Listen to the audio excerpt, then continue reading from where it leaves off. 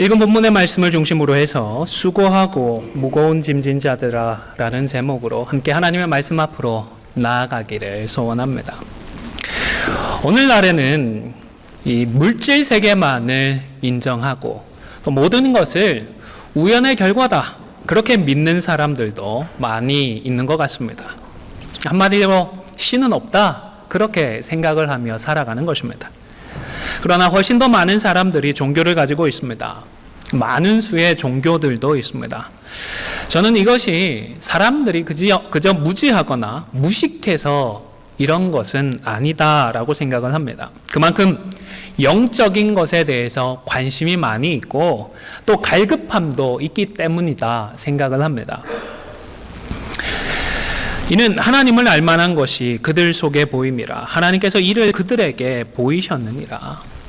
읽은 말씀처럼 성경에도 하나님께서 사람들에게 하나님을 알만한 것들을 주셨다라고 했습니다.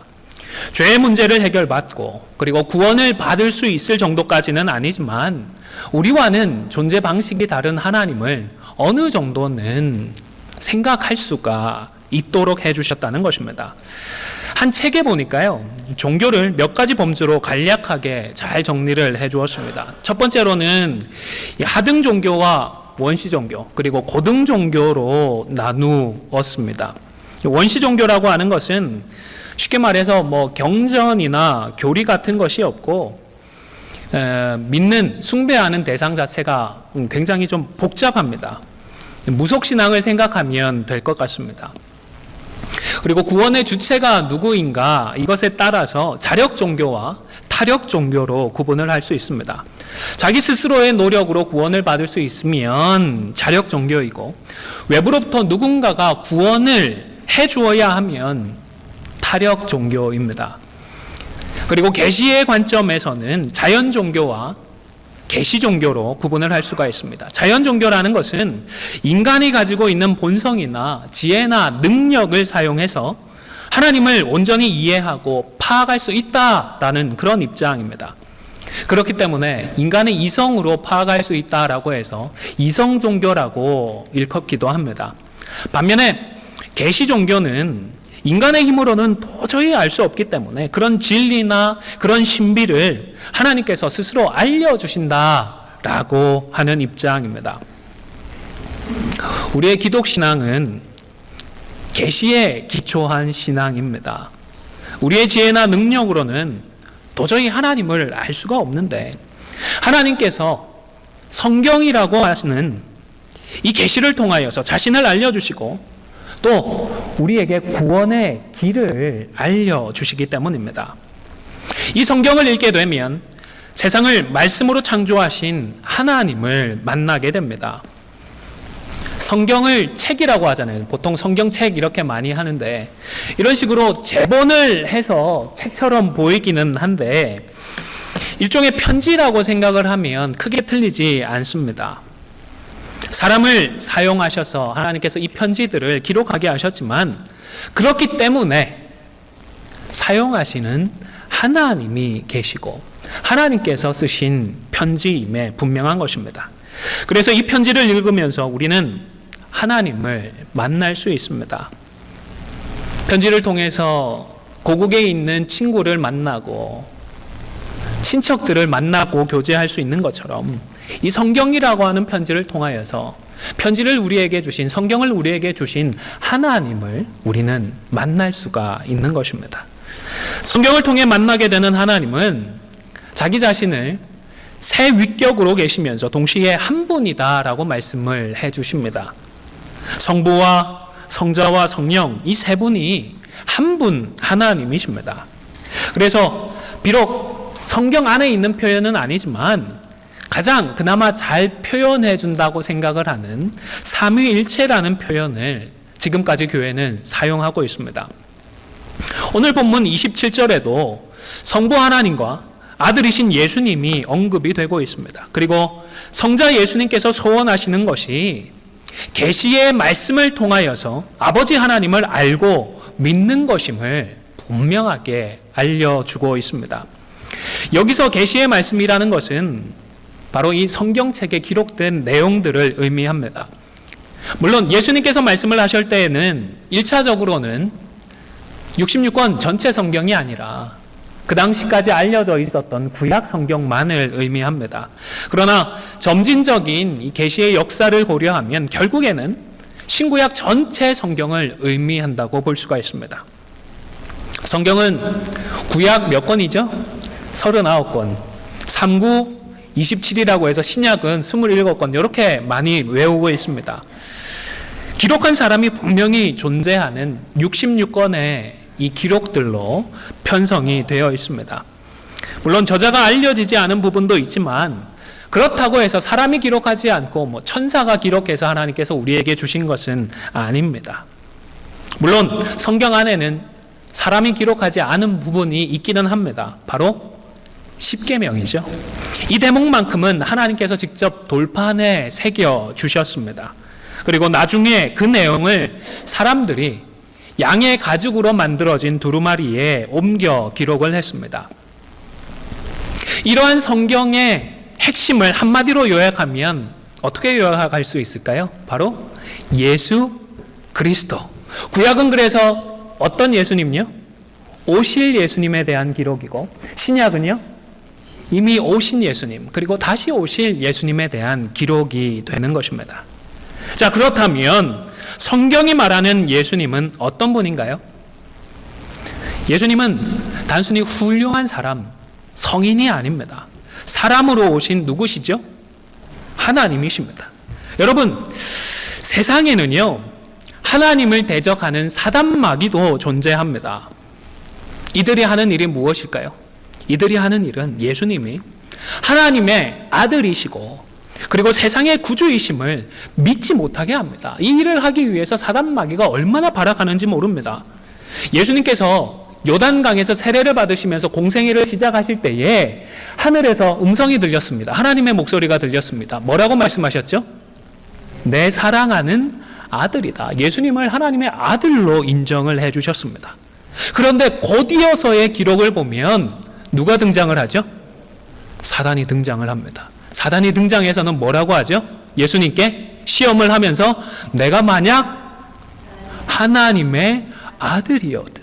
바로 직전에 하늘에서 하나님의 목소리로 사랑하는 아들이다라는 그 음성이 들렸는데 돌아서서는 내가 만일 하나님의 아들이거든 이라며 예수님을 시험했던 것입니다. 이 정도이다 보니 사람들이 예수님을 하나님의 아들로 믿지 못하는 것이 이상한 일은 아닌 것 같습니다. 그래서 복음 전하는 일이 쉽지가 않습니다. 오히려 하나님의 아들로 예수님을 믿는 것이 기적입니다. 믿어지는 것이 은혜이지 않습니까? 여러분, 예수님은 하나님이시기 때문에 죄가 없으십니다. 그리고 죄가 없기 때문에 죄가 있는 다른 사람을 대신해 주실 수가 있습니다. 그래서 예수님은 죄인들의 형틀인 십자가에서 죽어주셨습니다. 다른 사람의 죄를 사해주기 위해 대속적인 죽음을 감당해 주셨던 것입니다. 그런데 죽고 끝났나요? 죽고 끝났으면 아무런 소망이 우리에게도 없을 것입니다. 그러나 죄와 사망의 권세를 깨뜨리고 3일 만에 부활하셔서 모든 믿는 자들에게 부활의 산 소망이 되어 주셨습니다. 부활하신 이후에는 40일 정도 이 땅에 계시면서 자신의 부활을 사람들에게 친히 보여주시고 증명해 주셨고, 그 후에는 하나님의 자녀들을 위한 거처를 예비하기 위해서 하나님 보좌 우편으로 가셨습니다. 장차 세상을 심판하기 위해서 다시 오실 것입니다. 오늘 본문은 예수님께서 3년 동안 복음의 사역을 하실 동안에 있었던 일입니다. 이날 예수님께서 사람들을 어떻게 하셨죠? 다 수고하고 무거운 짐진 자들아 다 어떻게 해요? 내게로 오라 초청해 주셨습니다. 특별히 무거운 짐진 자들, 수고하는 자들을 초청해 주셨습니다. 여러분, 성경을 읽으시면서 수고하고 무거운 짐진 자들아 이 대목을 읽으실 때에 어떤 기분이 드시나요? 저는 이 대목을 읽을 때마다 예수님은 어떻게 하셨어요? 딱 제가 그런데요. 그런 마음이 자주 듭니다. 어렸을 때는 어렸을 때대로, 성인이 되어서는 성인이 되어서대로 참 수고도 많이 하고, 뭔가가 두 어깨를 딱 그렇게 지그시 누르고 있는 것 같은 생각들을 했습니다. 아마도 많은 분들이 그런 생각이 아닐까 싶습니다. 이민 생활을 하면서 저도 참 수고 많이 했는데요, 예수님. 고생도 참 많았습니다. 수십 년을 살았는데 아직도 짐들이 많이 무겁습니다. 라는 생각을 하실 것 같습니다. 어떤 분이 이때의 수고하고 무거운 짐이라는 것을 세 가지 정도로 설명을 하셨는데 공감이 되었습니다. 첫 번째는 경제적인 짐입니다. 예수님 당시에는 노예들이 많이 있었다고 합니다. 그들은 아무리 많은 일을 해도 제대로 품삯을 받지도 못했고 인정을 받을 수도 없었습니다. 사람 대접도 받지 못했습니다. 일은 일대로 다 하면서 욕은 먹고 또 심심치 않게 매질까지 당하며 살아야 했습니다. 얼마나 힘들었을까요? 이때에 비하면 우리는 시대적으로나 국가적으로 훨씬 좋은 조건 속에서 살아가고 있습니다. 미국이라는 나라 참 좋은 나라이지 않습니까? 하지만 여기서도 이민자로서 살아가는 삶은 결코 편하지만도 쉽지만도 녹록지도 않은 것 같습니다. 먹고 사는 일만 해도 만만치 않습니다. 물론 주변에 주류 사회에서 살아가는 다른 사람들을 보면 1년에 몇 주씩 휴가를 다녀오기도 하고 참 많은 것들을 누리면서 살아가는 것 같습니다. 하지만 우리 이민 1세들은 그렇지는 않습니다. 일주일에 채 며칠 제대로 쉬지도 못하고 매일같이 심한 경우에는 몇 시간씩 정말 열심히 살아가고 있습니다. 이미 은퇴하신 우리 어른들도 과거를 돌아보면 참 나 열심히 살았는데 고생 많이 했는데 하실 것 같습니다. 이 땅을 살아가는 사람들은 경제적인 짐에서 어느 나라에서 어느 시대를 살아가든 이런 경제적인 짐에서 결코 자유로울 수가 없는 것 같습니다. 두 번째로는 종교적인 짐을 언급했습니다. 사람들은 무엇인가를 해야 하고 스스로의 노력으로 어느 정도까지는 성취를 해야 한다라는 종교적인 부담이 있는 것 같습니다. 선을 행하고 규례를 지켜야 한다는 것입니다. 어느 정도 내가 스스로 의롭다함을 받을 만한 행동을 해야만 할 것 같습니다. 한 유대인 랍비는 구약 성경에 제일 처음에 등장하는 모세의 오경에서 5번의 첫 번째 성경책에서 계명들을 분류해냈다고 합니다. 찾아보니까 꼭 하라는 명령이 248개고요. 그리고 하지 말라고 하는 명령이 365개 나왔다고 합니다. 합하면 613개죠. 솔직히 저희 아내 핸드폰 번호 요즘은 기억 못하거든요. 여러분 전화번호 몇 개 기억하세요? 제 전화번호 하나 겨우 기억하고 저는 사는 것 같습니다. 613개의 계명을 다 기억하고 매일같이 그것을 생각하며 산다는 것이 어떤 삶일까요? 한 번은 주일 오전에 차에 시동을 걸어놓고 교회 갈 준비를 하고 있었습니다. 그런데 평소에 얼굴만 알고 지내는 유대인이 걱정스러운 얼굴을 하고서 저를 찾아왔습니다. 딸이 지금 많이 아파서 그런데 병원에 연락을 해야 하니까 전화를 좀 해달라는 것이었습니다. 처음에는 이 사람이 전화가 없나 보다 생각을 해서 전화를 하라고 제 핸드폰을 직접 주었습니다. 그랬더니 자기도 전화는 있는데 지금 유대인 명절 기간이라서 규정 때문에 이 전화기가 있어도 버튼을 누를 수 없다는 겁니다. 그러니까 이 병원 전화번호를 대신 좀 눌러달라는 것이었습니다. 그런 부탁이면 자기 전화기를 주면서 좀 해달라고 하지 왜 제 전화기를 가지고 전화를 했는지는 아직도 의문이지만 이 일을 겪으면서 오늘날을 살아가는 유대인들은 정말 철저하게 살아가는구나 하는 생각을 했습니다. 그러면서도 동시에 참 부담스럽게 사는구나. 이게 하나님 앞에 진짜로 죄가 되는 일일까? 사람이 아파서 핸드폰 버튼 누르는 이 일이 죄가 되어서 못하는 일일까? 하는 생각을 했었습니다. 신약 성경에 예수님께서도 당시 유대인들 중에서 경건하다는 자들을 향하여서 다음과 같이 말씀을 하셨습니다. 또 무거운 짐을 묶어 사람의 어깨에 지우되 자기는 이것을 한 손가락으로도 움직이려 하지 아니하며. 당시 보통 사람들이 느꼈던 종교적인 부담이 어떠했는지를 엿볼 수 있는 대목인 것 같습니다. 이처럼 사람의 힘이나 능력, 지혜나 노력으로 구원에 해당하는 무엇인가를 성취하려는 그런 시도들은 결국 사람이 숨을 쉬지도 못할 정도로 올가매고 마는 것 같습니다. 세 번째로는 사람의 욕망, 욕심과 죄에 대한 짐입니다. 그리고 이와 관련해서 구원에 대한 짐입니다. 사람들은 자기중심적이고 또 이기적이기까지 합니다.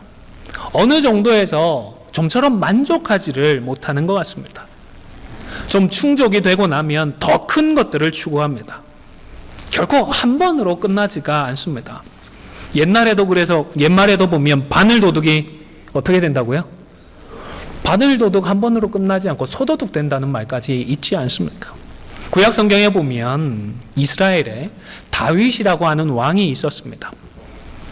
결코 완벽하다고 할 수는 없었지만 여러 면에서 훌륭한 사람이었고 백성들에게도 인정을 받았고 하나님에게도 인정을 받았습니다.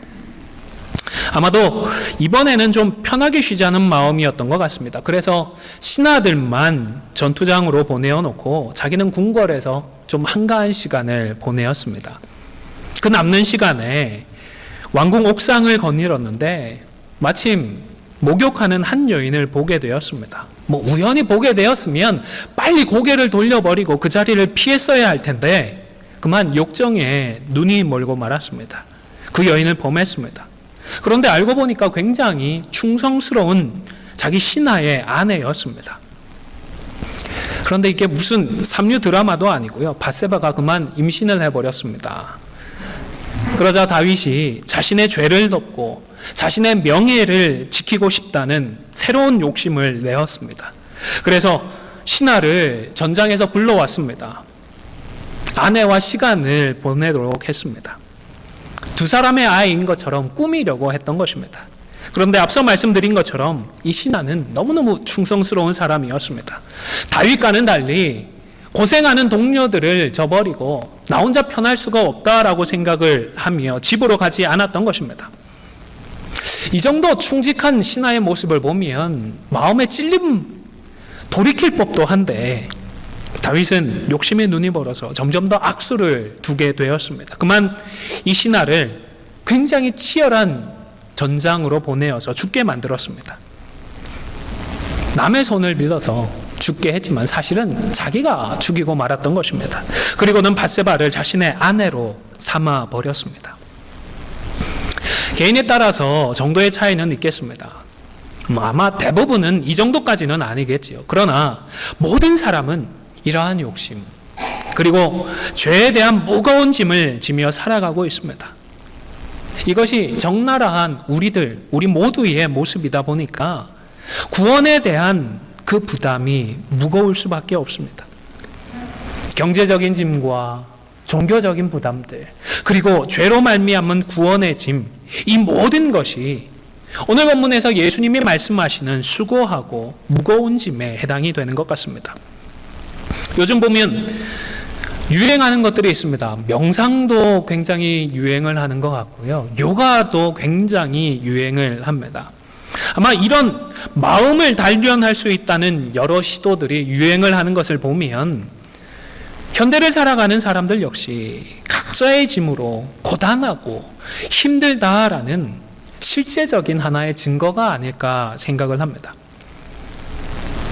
여러분, 우리 모두는 참된 안식과 평화가 필요한 자들입니다. 예수님이 주실 수 있는 진정한 쉼이 필요합니다.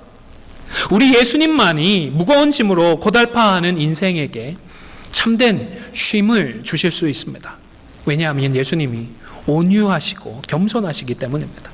우리에게 때때로 위로가 되고 힐링이 되는 사람들이 있습니다. 사랑하는 배우자나 오래된 친구들이 그런 경우일 것입니다. 물론 때때로 다투기도 하고 논쟁을 해서 마음을 상하기도 하고 화가 나면 한동안 등을 돌리고 지내기도 합니다. 하지만 나를 온유하고 겸손하게 대해주고 내 말에 귀 기울여 줄 때에는 그렇게 위로가 되지 않습니까? 내 마음을 이해해주고 내 이야기를 진심으로 들어주고 함께 울고 함께 웃어주며 위로해주고 쉼을 얻을 수 있는 그런 관계들이 있는 것입니다. 이와 결을 같이 합니다. 결을 같이 하면서도 예수님을 통해서는 참된 안식과 위로를 받을 수 있다는 차이가 있습니다. 우리 예수님은 완전하게 온유하시고 겸손하시기 때문입니다. 겸손하게 눈높이를 맞추라는 이야기들을 많이 합니다. 우리 예수님이 그런 분이십니다. 앞서 말씀을 드렸듯이 예수님은 하나님이십니다. 그러면서도 사람으로 낮아지셨습니다. 온 우주를 말씀으로 창조하신 하나님께서 그 피조물인 한 사람으로 낮아지실 정도로 예수님은 온유하시고 겸손하십니다. 그리고 그 이유가 중요하고 의미가 있는데 그만큼 우리를 사랑하십니다. 우리를 사랑하셔서 스스로 온유해지셨고 스스로 겸손해지셨던 것입니다. 우리를 사랑하셔서 사람의 몸으로 이 땅에 오시고 우리의 모든 죄를 사하기 위하여 십자가에서 죽어주시는 그분과의 사랑의 교제를 통해 우리가 누릴 수 있는 복은 과연 어떠하겠습니까? 물론 부담스러운 측면도 일면 있습니다. 예수님께서 자신의 멍에를 매라고 말씀하시기 때문입니다.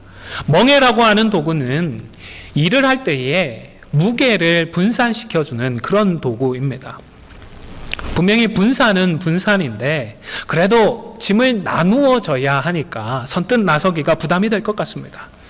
예수님 당시에는 소나 나귀에게 짐을 지우기 위해서 2마리의 짐승에게 이 멍에를 쥐었다고 합니다. 한 마리만 하면 힘이 드니까 2마리가 좀 나누어서 하라고 멍에를 메워줬던 것 같습니다. 예수님도 굳이 힘들게 우리의 짐을 나눠지실 필요가 없는 분이지 않습니까? 그러나 우리를 사랑하셔서 우리와 함께 멍에를 메고자 하십니다. 우리의 인생의 그 모든 무게를 나누어 줘 주시겠다는 것입니다. 그렇다고 해서 예수님이 지셔야 하는 그 무게까지 2배로 힘들게 우리가 져야 하는 것은 아닙니다. 걱정하지 마시기를 바랍니다. 왜냐하면 예수님의 멍에는 어떻다고요? 쉽다고 말씀을 하시고 예수님의 짐은 무겁다고요? 가볍다고요? 가볍기 때문입니다. 여러분, 우리 예수님의 초청에 인격적으로 응답하십시오. 수고하고 무거운 짐진 자들아 다 내게로 오라고 말씀하시는 이 말씀 앞에서 예수님 그렇게 하겠습니다. 예수님의 멍에를 함께 메겠습니다. 이제부터는 예수님께 배우겠습니다. 결단하시고 기도하십시오. 그런데 이런 결단뿐만 아니라 참된 안식과 쉼을 누리기 위해서는 한 가지 전제 조건이 필요한 것 같습니다. 무엇인고 하면 우리가 어린 나이와 같은 자가 되어야 한다는 것입니다. 우리가 읽었던 본문 25절에 보면 그때에 예수께서 대답하여 이르시되 천지의 주제이신 아버지여 이것을 지혜롭고 슬기 있는 자들에게는 숨기시고 어린 아이들에게는 나타내심을 감사하나이다 말씀을 하셨습니다. 여기서의 어린아이는 말 그대로 의지하고 신뢰하는 사람을 뜻합니다. 예수님을 구주로 믿으면 죄사함을 받아 중생을 받고 성화와 영화에 이르는 구원의 전 과정을 이룰 수 있다는 하나님의 말씀을 그대로 믿는 것입니다. 우리로서는 해낼 수 없는 일인 것 같고 우리에게는 불가능한 일인 것 같지만 하나님은 능히 하실 수 있고 또 기꺼이 하나님께서 해주실 수 있는 것을 믿고 신뢰하는 것입니다. 어린아이처럼 말입니다. 어떤 분이 비행기로 여행을 가기 위해서 공항에 가셨습니다. 공항에 가면 수속을 해야 하는데 이게 시간도 좀 걸리고 비행기 안에서도 이 비행하는 시간이 걸리니까 심심풀이로 과자를 좀 사가셨다고 합니다. 그리고는 기내로 들어갈 짐은 벤치에 두고서 부스로 가서 티켓팅도 하고 짐들을 붙였습니다. 그리고는 짐이 있는 벤치로 돌아왔는데 글쎄 전혀 모르는 사람이 어떻게 알았는지 과자를 꺼내어 가지고는 오픈해서 하나씩 야금야금 먹고 있었습니다. 당황스럽기도 하고 괘씸하기도 하고 화가 나기도 했는데 뭐 그렇다고 뭐 소리 지르고 싸우기는 그렇다고 또 그냥 다 뺏겨버리기는 그렇고 해서 모른 척하고는 자기도 그 옆에 앉아서 과자 봉지에 손을 쑥 집어넣어서 하나씩 꺼내어서 먹기 시작을 했다고 합니다. 그런데 이 사람이 얼마나 얼굴이 뜨거운 사람이었는가 하면 전혀 당황도 하지 않고 내가 빼먹으면 그 다음엔 자기가 빼먹고 뭐 사이좋게 차례차례 하나씩 꺼내 먹는 것입니다. 결국 한 봉지를 다 먹었습니다. 뭐 이런 되먹지 않은 사람이 있나 속으로 화를 내면서 뒤도 돌아보지 않고 각자의 갈 길을 가게 되었다고 합니다. 그리고 비행기에 탑승을 해서 짐을 확인을 했는데 아뿔싸 이게 웬일입니까? 똑같은 과자였던 것입니다. 내가 샀던 과자는 가방 안에 그대로 있었던 것입니다. 조금 전에 남이 내 과자를 먹은 게 아니라 내가 남의 과자를 염치 없이 당당하게 꺼내 먹고 있었던 것입니다. 그런데 여러분, 만약 성인이 아니라 아이들이었다면 어땠을까요? 모르는 아이가 내 과자 봉지 안에 손을 쑥 집어먹고 넣고 꺼내갑니다. 그러면 아이가 어떻게 할까요? 아마 열이면 열, 백이면 백, 아파! 하지 않았겠습니까? 내가 못하니까 아빠가 좀 해결해 주십시오. 소리 지르지 않았을까요? 지금 예수님께서 말씀하시는 어린 아이와 같아야 한다는 이 말씀은 이처럼 하나님을 의지하는 그런 사람을 뜻하는 것입니다. 하나님의 말씀을 그대로 믿고 그대로 따르기를 기뻐하라는 것입니다. 지혜롭고 슬기 있는 사람들은 스스로를 인정하고 자칭 지혜롭다고 하면서 하나님의 말씀을 거부합니다. 반면에 어린아이와 같은 자들은 자신의 부족함을 기억합니다. 나의 무지함을 깨닫습니다. 그래서 오직 하나님만을 의지하고 하나님의 도움만을 구하는 것입니다. 그리고 이렇게 어린아이와 같은 사람이 참된 쉼을 얻을 수가 있습니다. 예수님의 그 말씀대로 멍에를 메고 예수님께 배우면서 쉼을 얻게 되는 것입니다. 마지막으로 주목할 것은 예수님께서 쉼을 주시기는 하시는데 마음의 쉼을 준다고 하셨다라는 이 사실입니다. 예수님은 경제적인 문제나 종교적인 부담이나 혹은 죄의 문제 그 자체를 다 해결해 준다고 말씀하시지는 않으셨습니다. 예수님께서 약속하신 것은 마음의 참된 쉼을 주마 약속하신 것입니다. 여러분, 가만히 있는다고 그게 정말로 쉼이 아니지 않습니까?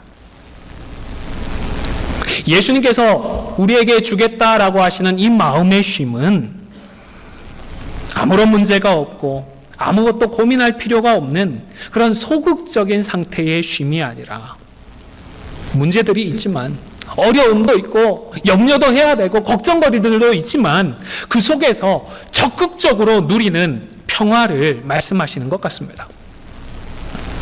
히브리어로 평화라고 하는 단어는 아마 새로 오신 분들도 한 번쯤은 들어보셨을 것 같습니다. 샬롬이라고 하는 단어입니다. 이 샬롬은 쉽게 말해서 계약의 조건들이 다 이행되고 있을 때에 그 관계 속에서 누리는 평화를 의미합니다. 두 사람이 계약을 했는데 한쪽에서 어깁니다. 돈을 빌려가서 매달 얼마씩 내가 갚겠다 얘기를 했는데 약속을 했는데 갚지 않으면 어떻게 되죠? 이 관계가 깨어지는 것입니다. 갈등이 생깁니다. 심하면 소송전으로도 번지게 됩니다. 하나님과 사람 사이에서도 이와 같은 일들이 벌어집니다. 하나님은 사람을 창조하시고 언약이라고 하는 약속을 통하여서 관계를 맺으셨습니다. 그런데 사람이 이 언약을 깨뜨려 버렸습니다. 이 죄 때문에 하나님과의 관계 속에서 평안을 누리지 못하게 되었습니다. 쉼을 누리지 못하는 것입니다. 그래서 예수님께서 오셨습니다. 십자가와 부활을 통하여서 화목하게 해주시고 이 샬롬의 평화를 누리게 해주시는 것입니다. 마지막으로 사도행전 16장 31절의 말씀은 화면을 보시면서 다 함께 읽도록 하겠습니다. 시작. 이르되 주 예수를 믿으라. 그리하면 너와 내 집이 구원을 받으리라 하고, 하나님이시면서 사람으로 이 땅에 오셔서 십자가에서 죽으시고 부활하신 예수님을 나의 구주로 믿고 모셔드릴 때에 우리는 구원을 받고 하나님과의 이 샬롬의 관계를 회복하게 됩니다. 비로소 참된 쉼을 얻을 수가 있는 것입니다. 아무쪼록 하나님의 이 말씀을 어린 나이와 같이 받아서 우리를 사랑하시는 예수님을 우리의 구주로, 우리의 주인으로 모시고 하나님과의 회복된 샬롬의 관계를 누리며 구원의 모든 과정을 이루며 살아가는 우리 모두가 다 되실 수 있기를 주님의 이름으로 간절히 축원을 드립니다.